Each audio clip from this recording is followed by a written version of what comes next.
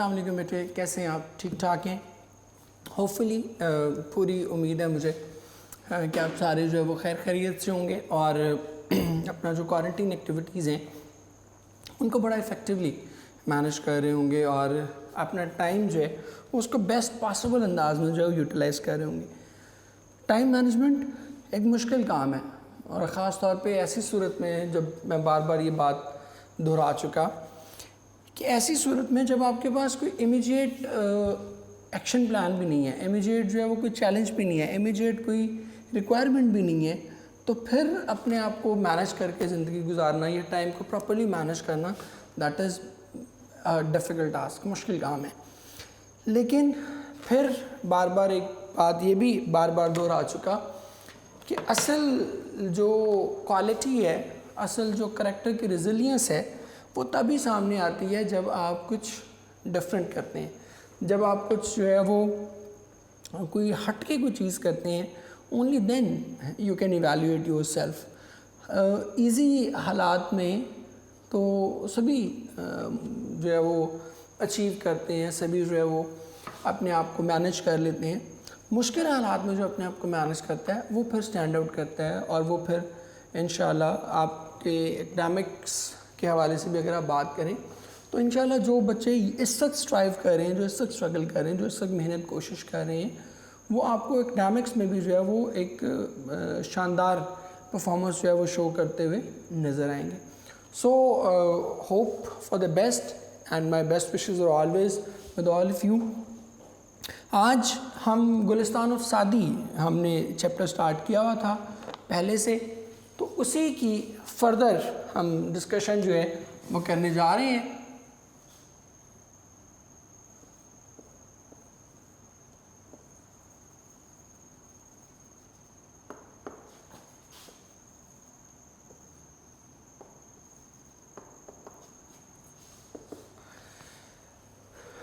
इससे पहले वाले लेक्चर्स में आपको मैं बहुत डिटेल से, बड़े क्लैरिटी के साथ और एट लेंथ आपको ये बता चुका कि शेख सादी कौन थे।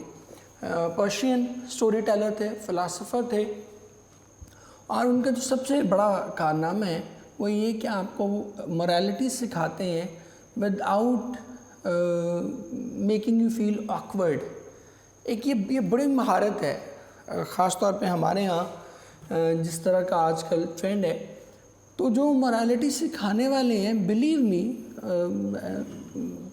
जो हमारे एल्डर्स हैं, हमारे टीचर्स हैं, I am including myself, everyone, overall as a society हम बात करें, बिलीव मी, उनको ये अंदाज़ा नहीं है तरबियत करने वालों को कि तरबियत कैसे करनी है। ठीक है, बच्चों को तो बाद में एक ब्लेम बाद में आएगा। पहला ब्लेम जो है वो एज एन एल्डर वो हमारे पे है, ठीक है, टीचर्स पे, पेरेंट्स पे, कि तरबियत बुरी हो रही है तो उनको तरबियत करने वालों को आइडिया नहीं है, बिलीव मी, कि तरबियत कैसे करनी है। वो क्या करते हैं, तरबियत की आड़ में इंसल्ट कर रहे होते हैं। मेजॉरिटी ऑफ द टाइम हम क्या कर रहे होते हैं, तो तरबियत की आड़ में इंसल्ट कर रहे होते हैं। तो शेख सादी की यही ब्यूटी है कि वो आपकी तरबियत करते हैं लेकिन without making you feel bad. आपको ऐसा नहीं फील होता कि यार कोई बहुत नेकूकार आदमी है और वो लठ लेके मेरे पीछे पड़ गया है और वो जनाब मुझे हथौड़े मेरे सर पे मारी जा रहा है कि नहीं तूने ये नेकी का काम करना है, नहीं करेगा तू नेकी का ये काम तो ऐसी की तैसी कर दूंगा। ऐसा कुछ नहीं है।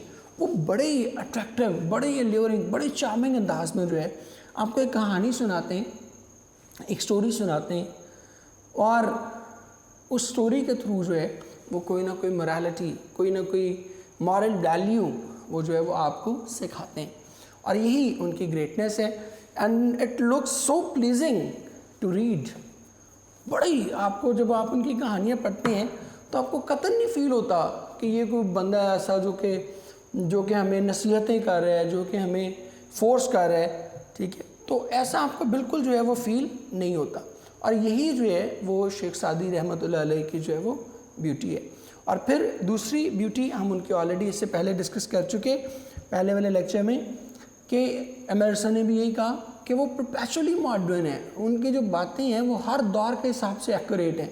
आप किसी भी दौर में, किसी भी ज़माने में, किसी भी काम पर, किसी भी तरह के लोगों पर उनको अप्लाई कर लें तो वो जो मॉरल वैल्यूज़ उन्होंने ले डाउन की हैं वो जो मॉरल फाउंडेशंस उन्होंने बना दी हैं, जो इखलाकी एक तरह से रूल्स लॉज उन्होंने डेवलप कर दिए हैं, वो लॉज क्या रहेंगे, वो हमेशा हर जगह 700 साल गुजरने के बाद भी हर जगह क्या रहेंगे, सेम रहेंगे और एप्लीकेबल रहेंगे। वो आउटडेटेड नहीं होंगे, वो कभी भी जो है वो ऐसा नहीं होगा कि आपको लगे कि नहीं यार अब ये चीज़ जो है वो इम्प्लीमेंट नहीं की जा सकती। तो पहले हमने उनका इंट्रो पढ़ लिया था, आज हम उनकी फ़र्स्ट जो कहानी है वो हम पढ़ने जा रहे हैं। ठीक है बेटे, फर्स्ट जो स्टोरी है, फर्स्ट जो पैराबल है वो पढ़ने जा रहे हैं। ठीक है बेटे, आए पहली पैराबल जो है वो हम स्टार्ट करते हैं। सो हम उसको पहली जो हमारी स्टोरी है उसको हम स्टार्ट करते हैं।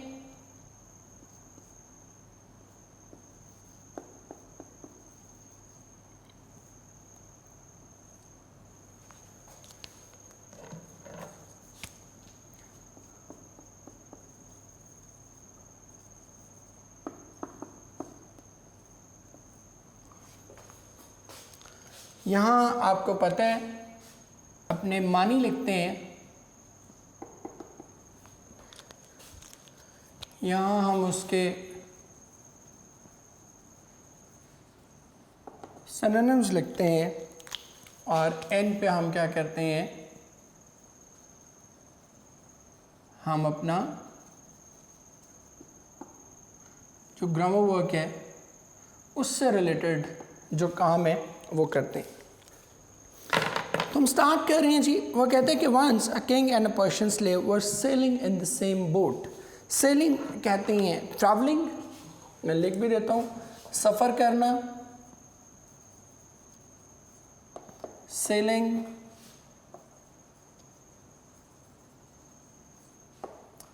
ट्रैवलिंग, मूविंग, रोमिंग, सफ़र करना के मानो में। Once a king and a Persian slave, Persian slave जो है पर्शियन ईरान को कहते हैं, तो आप ईरानी ग़ुलाम भी कह सकते हैं और फ़ारसी ग़ुलाम भी कह सकते हैं। ईरान का पुराना नाम जो है वो फ़ारस है, तो इसीलिए उनकी जो लैंग्वेज है उसका नाम भी फ़ारसी है। फ़ारस से फ़ारसी, जैसे पंजाब से पंजाबी है, तो फ़ारसी ग़ुलाम भी कह सकते हैं। कि वंस एक दफ़ा का जिक्र है, अ king and a Persian slave were sailing in the same boat, कि एक बादशाह और एक फ़ारसी ग़ुलाम एक ही कश्ती में सफ़र कर रहे थे। The slave had never been at sea, कहते कि ग़ुलाम ने इससे पहले समंदर का सफ़र न किया था। And never faced any calamity, calamity जो है, बल्कि मैं इसको इधर ही लिख देता हूँ ताकि आप लोगों के लिए वो आसानी रहे।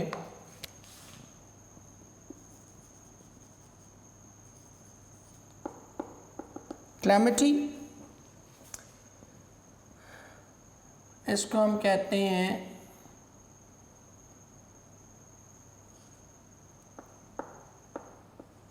मुसीबत, आफत, और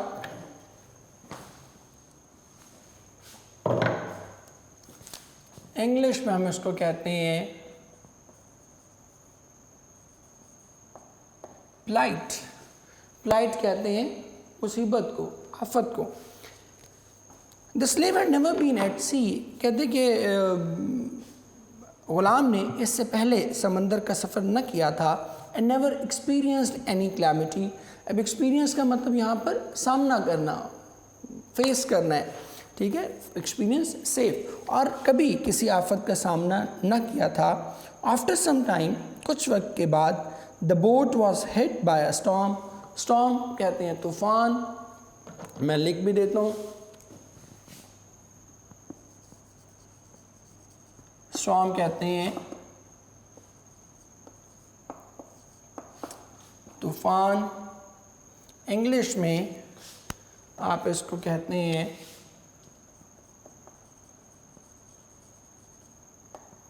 हरिकेन, तूफ़ान को। After some time the boat was hit by a storm, कहते कि कुछ वक्त के बाद कश्ती को तूफ़ान ने आन घेरा, या कश्ती तूफ़ान से जा टकराई। एंड स्टार्टेड टॉसिंग, टॉसिंग कहते हैं मूविंग कह सकते हैं, आप इसको जो है वो डिस्टर्बिंग कह सकते हैं, ठीक है। इन मानों में जो है वो टॉसिंग जो है, शेकिंग, ट्रैमलिंग के मानों में भी जो है वो टॉसिंग आता है। मैं लिख भी देता हूँ आपके लिए। टॉसिंग, इसके लिए एक जो उर्दू में आपने वर्ड देखने हैं वो देख लें, जो उर्दू में वर्ड लिखने हैं, हिचकोले खाना, और इंग्लिश में इसके लिए कहेंगे shaking, disturbing,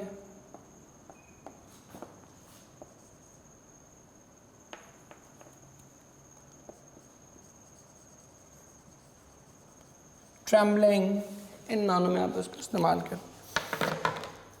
after some time the boat was hit by a storm, कहते कि कुछ वक्त के बाद कश्ती तूफान से जा टकराई, एंड स्टार्टेड टॉसिंग, और हिचकोले खाने लगी।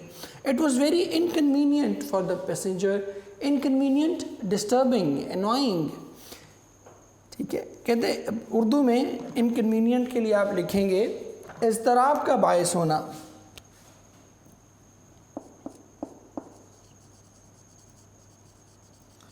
इनकन्वीनियंट,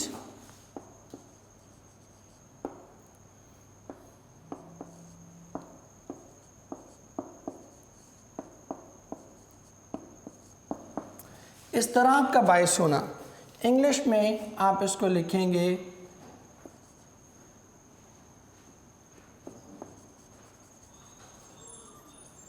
annoying, disturbing, इस तरह से आप इसको यूज़ कर सकते हैं। After some time the boat was hit by a storm and started tossing, कहते कि कुछ वक्त के बाद कश्ती तूफान से जा टकराई और हिचकोले खाने लगी। It was very inconvenient for the passengers, passengers कहते हैं ट्रैवलर्स, मुसाफिर, कहते कि मुसाफिरों के लिए ये बड़े इज़्तिराब का बायस था। ऑल रिमेन्ड क्वाइट, सब के सब खामोश रहे, एक्सेप्ट द स्लेव, सिवाय उस ग़ुलाम के, who in fear of being drowned, drowned कहते हैं सिंक, डूब जाना, जिसने डूब जाने के खौफ से, began to cry and tremble, tremble वही कहते हैं शेक, क्विवर भी आप इसको कह सकते हैं। Who began to cry and tremble, जिसने डूब जाने के खौफ से चिल्लाना और कांपना शुरू कर दिया।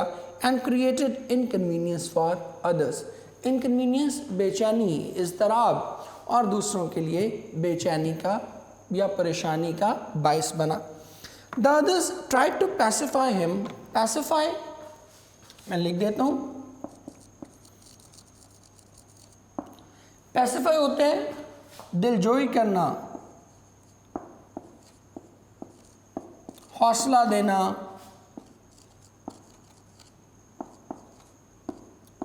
एक और वर्ड भी आप इसके लिए यूज़ कर सकते हैं, ढारस बंधाना। ये दोनों तीनों वर्ड्स आप इसके लिए यूज़ कर सकते हैं। इंग्लिश में आप इसके लिए यूज़ करते हैं अपीज, काम डाउन,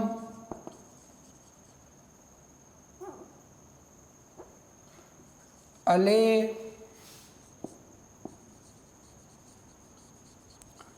ट्रैंकुलाइज, ये सारे वर्ड्स आप इसके लिए यूज़ कर सकते हैं।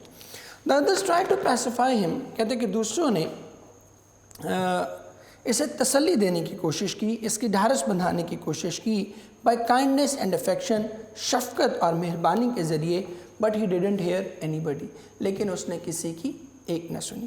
कहते कि दूसरों ने शफकत और मेहरबानी, शफकत और मोहब्बत के ज़रिए इसकी ढारस बंधाने की कोशिश की, लेकिन उसने किसी की न सुनी। When the uneasiness lasted longer, uneasiness, anxiety, worry, tension, कहते कि जब ये परेशानी शिद्दत इख्तियार कर गई, तवालत इख्तियार कर गई, lasted longer, ये एक टिपिकल वर्ड है, lasted longer, इसके लिए आप करते हैं तवालत इख्तियार करना, तवील हो जाना किसी चीज़ का ना। When the uneasiness lasted longer, कहते कि जब ये परेशानी तवालत इख्तियार कर गई, the king also became displeased, annoyed, नाराज, तो बादशाह खुद भी बहुत खफा हुआ। In that boat, कहते कि इसी कश्ती में there happened to be a sergeant, happened to be इत्तफाकन मौजूद होना, there happened to be a sergeant सिपाही, फौजी। In that boat there happened to be a sergeant, कहते कि इत्तफाकन उस कश्ती में एक सिपाही भी मौजूद था, who said, जिसने कहा, with your permission, आपकी इजाज़त से, may I quieten him, quieten खामोश करवाना, en जो है ये जिसके साथ भी लगाते हैं उसको verb बना देते हैं, जैसे quiet से quieten है, circle से encircle है, en जहाँ भी लगेगा ये क्या करेगा, उसको उस वर्ड को वर्ब बना देगा। ये मैं चले लिख भी देता हूँ इधर आपके लिए। en जो है ना, इसको हम इंग्लिश में कहते हैं रूट वर्ड्स, और ये जब आगे आप इंशाल्लाह एंट्री में जाके करेंगे तो उस वक्त आपको बहुत इसकी यूटिलिटी का पता चलेगा। इन चीज़ों की छोटी छोटी चीज़ें हैं। अब इससे आप ना मीनिंग चीज़ों के गैस कर लेते हैं कि क्या होगा। अब en जिसके साथ भी लगेगा ना उसको वर्ब बना देगा। मसलन सर्कल क्या है, नाउन है, एनसर्कल क्या है, सर्कल दायरा, एनसर्कल दायरा बनाना। In the same way rich क्या है, एडजेक्टिव है,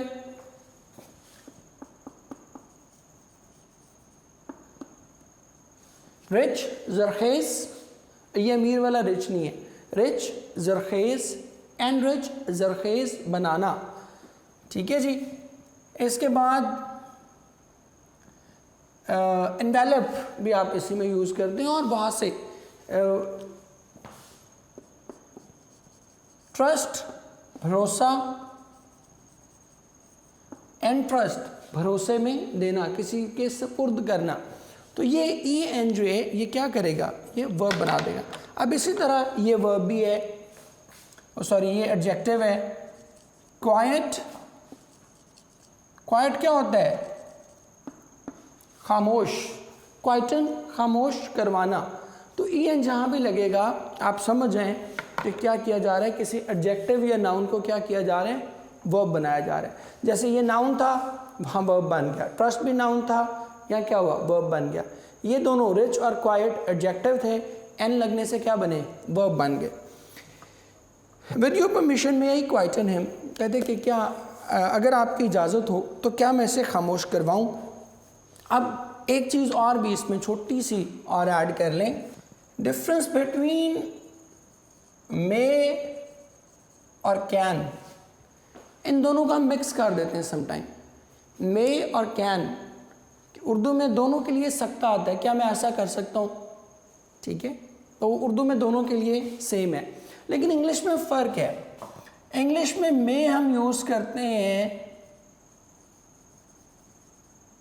परमिशन के लिए, और कैन हम यूज़ करते हैं टू क्वेश्चन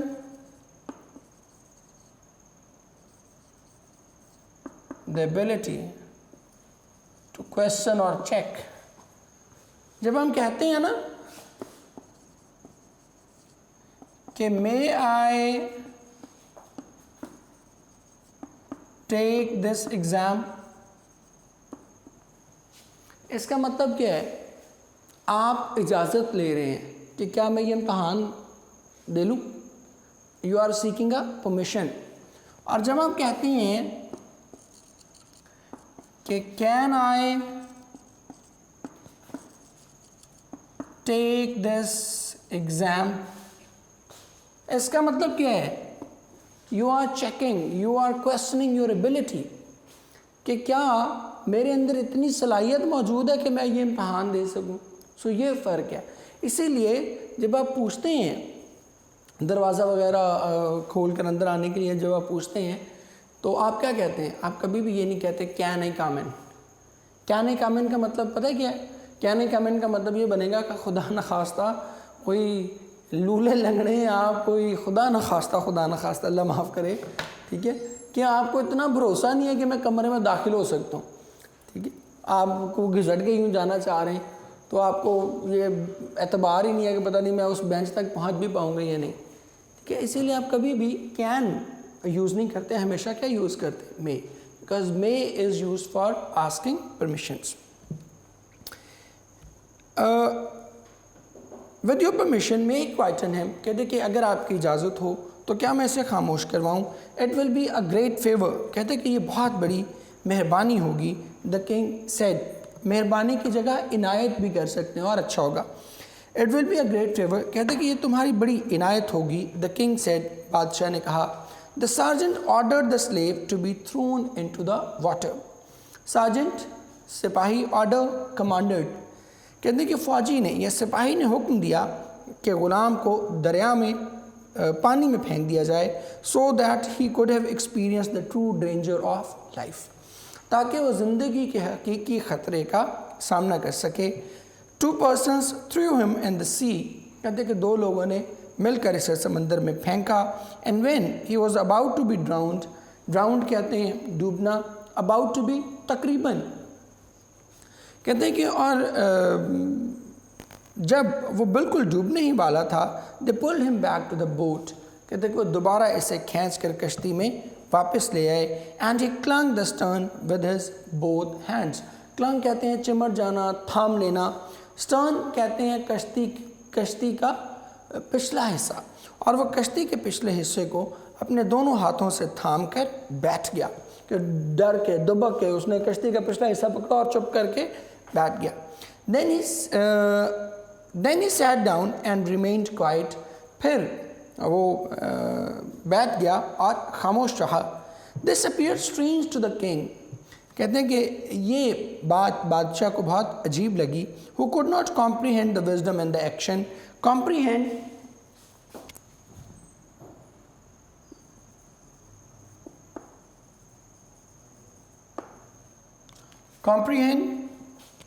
हम कहते हैं understand,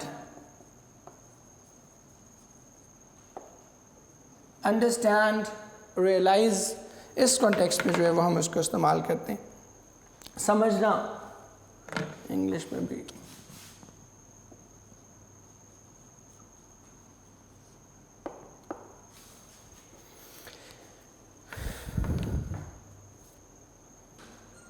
This appeared strange to the king, कहते कि बादशाह को ये सब बहुत अजीब लगा। Who could not comprehend the wisdom and the action taken by the sergeant, wisdom कहते हैं दानाई, मैं लिख भी देता हूँ इधर आपके लिए, wisdom, बल्कि दानाई से भी बेहतर वर्ड है हिकमत। हिकमत जो है वो ज़्यादा अच्छा वर्ड है। wisdom को इंग्लिश में आप कहते हैं इंटेलेक्ट, और एक आप इसके लिए वर्ड यूज़ करते हैं sagacity. This appeared strange to the king, कि बादशाह को ये बहुत अजीब लगा। Who could not comprehend the wisdom and the action taken by the sergeant, जो सिपाही के अमल में छुपी हिकमत को समझ ना सका। And he asked for it, और इसने इसके बारे में सवाल किया। द सार्जेंट रिप्लाइड, कहते कि सिपाही ने जवाब दिया, before he had experience the true danger, before he had experience the danger of being ड्राउन्ड, कहते कि डूब जाने के ख़तरे का सामना करने से पहले, he knew not about the safety of the boat, वो कश्ती के तहफ़्फ़ुज़ के बारे में कुछ ना जानता था। A man does not realise the worth of safety from the misfortune, misfortune कहते हैं बैड लक, सेफ्टी प्रोटेक्शन, कहते हैं कि कोई भी इंसान बदकिस्मती से तहफ़्फ़ुज़ की कीमत उस वक्त तक नहीं जान सकता until he has tasted it, जब तक कि वो इसका सामना ना कर ले, जब तक वो इसे चख ना ले। तो ये उसका मैसेज था कि जब तक हमें एक वर्स्ट सिनेरियो का सामना नहीं होता ना, उस वक्त तक हमें अंदाज़ा ही नहीं होता कि हम जो है वो कितने महफूज बैठे हुए थे। अब आपको ये लगेगा कि इसमें ये क्या कहानी हुई सर, वो मतलब कश्ती में उसने फेंक दिया, वो फिर खींच लिया और वो चुप करके बैठ गया। इसमें जो पर्शियन स्लेव है ना, आप थोड़ा सा एलैबोरेट करते हैं इसको। जो पर्शियन स्लेव है ना, that is each one of us. हम में से हर एक बंदा क्या है, पर्शियन स्लेव है। ये हमें एड्रेस कर रहे हैं शेख सादी, हम सबको, कि all of us are Persian slaves. हम क्या करते हैं, अल्लाह ने हमें 10,000 मुसीबतों से, 10,000 बलाओं से महफूज रखा होता है। हम डूब नहीं रहे होते, हम समंदर में नहीं डूब रहे होते, हम पे कोई मुसीबत अभी आई नहीं होती, लेकिन हम पहले क्या कर रहे होते हैं, पहले शोर मचा रहे होते हैं, ओ मर गए, डूब गए, लुट गए, हम बर्बाद हो गए। ठीक है, ये पर्शियन स्लेव जो है, दैट रिप्रेजेंट्स ऑल ऑफ अस, कि अल्लाह ने हम पे कोई मुसीबत अभी नाजिल नहीं की होती, अभी तूफ़ान सिर्फ आया ही होता है, कश्ती हमारी सिर्फ हिचकोले ही खाती है, डूबी नहीं होती। ज़िंदगी में बहुत छोटे छोटे मसाइल आते हैं, ज़िंदगी में बहुत छोटी छोटी परेशानियाँ आती हैं, उनसे ज़िंदगी ख़त्म नहीं होती, लेकिन उन छोटी छोटी परेशानियों पे भी हम क्या करते हैं, हम मुसीबत मचा देते हैं, हम वो रोना धोना डालते हैं कि खुदा की पनाह। तो फिर खुदा जो है वो क्या करता है, समटाइम्स हमें सबक सिखाने के लिए, उस पर्शियन सार्जेंट की तरह जो है, उस पर्शियन स्लेव को सबक सिखाने की, जैसे सार्जेंट ने सिखाया, उसी तरह फिर क्या होता है, समटाइम फिर हम पे रियल आफत नाजिल होती है। तो फिर जब हमें लगता है ना कि हाँ यार असल मुसीबत तो ये थी, देन वी रियलाइज़ कि अल्लाह ने हमें कितना सेफ्टी में रखा होता। और ये कहानी सुनाने का मकसद ये है कि अल्लाह ने हम सबको बहुत महफूज रखा हुआ है। We are sailing in the boat. ठीक है, कभी तूफ़ान ज़िंदगी में आता है, कश्ती हिचकोले भी खाती है, टॉसिंग भी होती है, और हमें लगता है कि ओहो सब कुछ ख़त्म होने वाला है, लेकिन ख़त्म नहीं करता रब। अल्लाह जो है वो इस ज़िंदगी की रंगीनियों को, इस ज़िंदगी में मौजूद जो खुशियाँ हैं हमारी, उनको ख़त्म नहीं करता।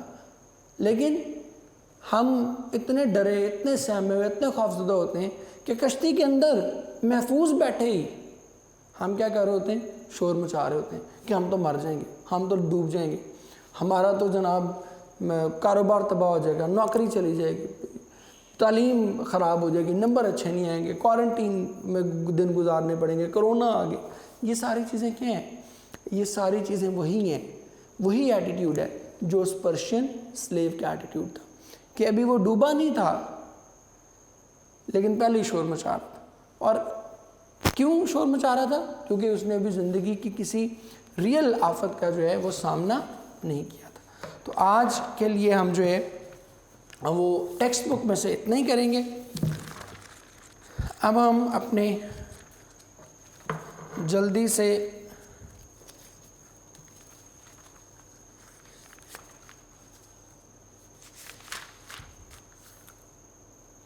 अपने जो पेयर ऑफ वर्ड्स हैं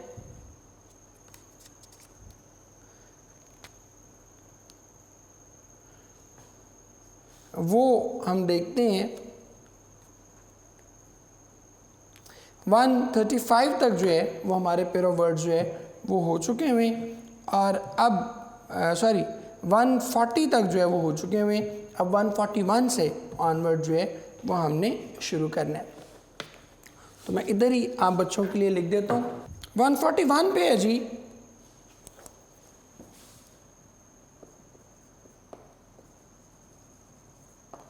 गोल, ये मकसद को कहते हैं, और GAOL वाला जो है ये हम जेल को कहते हैं। ठीक है, दोनों एग्जांपल्स भी आपको दे देता हूँ। मैं कहते हैं he is no goal in his life. First one, कि उसका ज़िंदगी में कोई मकसद ही नहीं है, क्योंकि है वो अपनी खुशी से आए ना अपनी खुशी चले, और कोई मतलब उसके ज़िंदगी में कोई एम नहीं है, बस जिधर को हो। मुझे उसका शेर एक और बल्कि याद आ गया, चलें आपको सुना देता हूँ। कहते कि मेरी बिसात है क्या, मैं हूँ बर्गे आवारा। बर्ग कहते हैं पत्ते को, आवारा पत्ता जो हवा के, जो दरख्त से टूट के गिर जाता है ना पत्ता, उसको कहते हैं बर्गे आवारा। कि मेरी बिसात है क्या, बिसात कहते हैं हैसियत, ताकत, कि मेरी बिसात है क्या, मैं हूँ बर्गे आवारा। उड़ा के ले जाए मुझको जिधर हवा चाहे।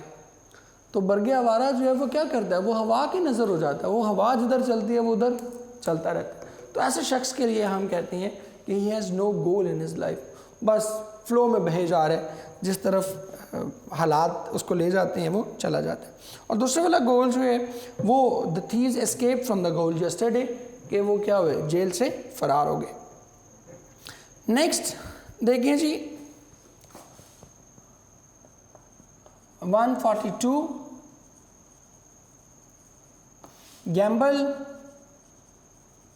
और गैम्बल ये होता है जुआ खेलना भी कहते हैं और रिस्क लेने को भी कहते हैं। ज़िंदगी में कोई रिस्की फैसला करना ना, उसको भी गैम्बल कहते हैं। और ये वाला जो गैम्बल है ये कहते हैं उछल कूद को, उछलना। सेंटेंस पढ़ देता हूँ। He has gambled away all his money and became penniless. Penniless कहते हैं बिल्कुल गरीब आदमी जिसके पास एक टका ना बचे। ठीक है, होते हैं ना हमारे कुछ दोस्त ऐसी हरकतें करते हैं हमारी, जब उनको ट्रीट का कहा जाता है कि ट्रीट खिलाओ तो वो क्या करते हैं, यार देख मेरे को तो कुछ भी नहीं, ठीक है, मैं तो फ़कीर हो गया हूँ, इस बार जो है ना वो कुर्बानी की खाल शौकत खानम को नहीं देनी, मुझे देनी है, मैं इतना डिज़र्विंग आदमी। ठीक है, तो वो उन दोस्तों के बारे में ना, फुकरे दोस्त हैं, उनको आप याद रख सकते हैं पैनलेस से। दूसरे वाला गैम्बल जो है वो क्या है, जो children were gambling in the park, कि वो क्या कर रहे थे, उसमें उछल कूद कर रहे थे पार्क में। नेक्स्ट देखें जी गिल्ड। और दूसरे वाला गिल्ड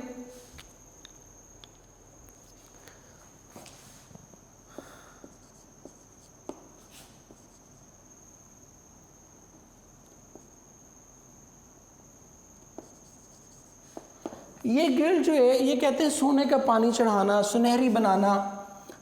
वैसे इसको हम कहते हैं, जो टिपिकल वर्ड है इसके लिए उर्दू का वो है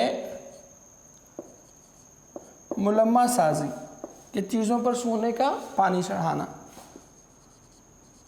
और ये जो गिल्ड है दूसरे वाला, इसको हम कहते हैं अंजुमन। अंजुमन कहते हैं एसोसिएशन, ये जो मुख्तलिफ एसोसिएशंस बनी होती है ना, राइटर्स की, ट्रेडर्स की, एक्सपोर्टर्स की, इम्पोर्टर्स की एसोसिएशन, उसको कहते हैं अंजुमन। The sunshine gilded the rooftops, के उसने क्या किया कि जो सूरज की रोशनी थी उसने छतों को सुनहरी बना दिया। और दूसरे वाला गिल्ड जो है, he has become a member of writers guild, कि वो राइटर्स की जो अंजुमन है उसका क्या बने, उसका मेंबर बन गया। नेक्स्ट वन देखिए जी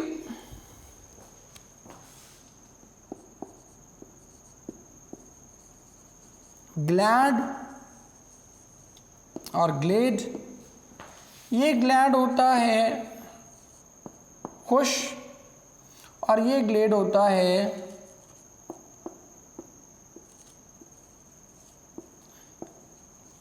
जंगल में खुली जगह।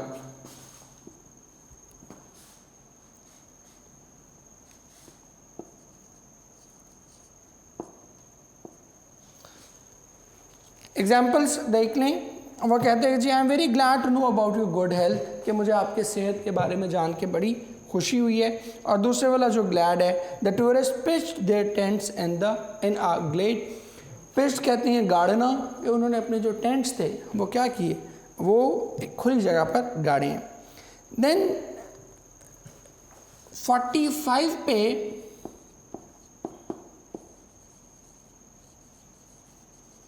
ग्रेसफुल और ग्रेशियस।